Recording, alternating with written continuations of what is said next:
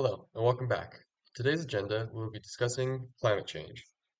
Now, Democrats are committed to curbing the effects of climate change, protecting America's natural resources, and ensuring the quality of air, water, land for our current and future generations.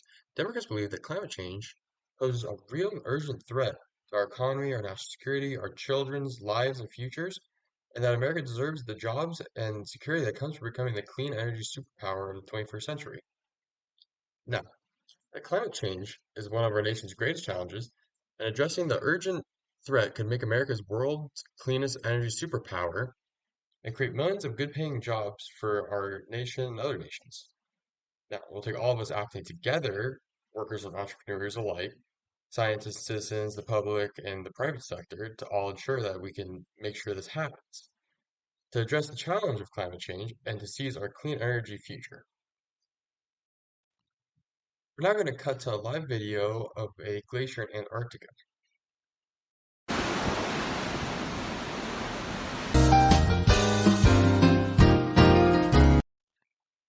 Well, it looks like we have less time than we anticipated.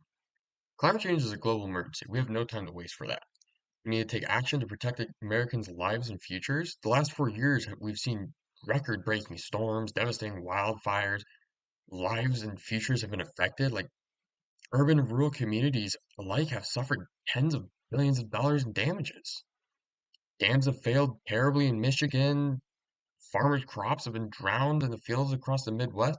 Coastal communities from Florida to New Jersey are facing existential crisis as a result of sea level rising and stronger storms. Thousands of Americans have died. With so many crises facing the United States, the impacts of climate change are not evenly distributed in our society and our economy. Communities of color, low income families, and indigenous communities have suffered disproportionate levels of damages.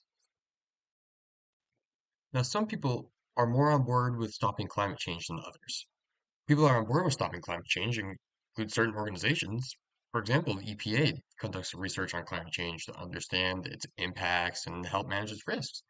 EPA partners with other federal agencies and international organizations like to coordinate research together to try and figure out a solution.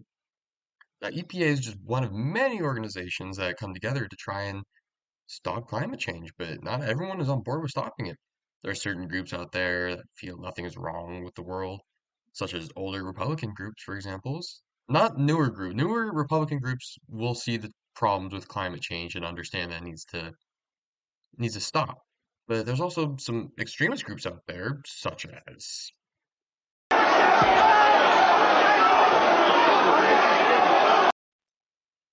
the video shown was video of the extremist group that entered the Capitol on January 6, 2021.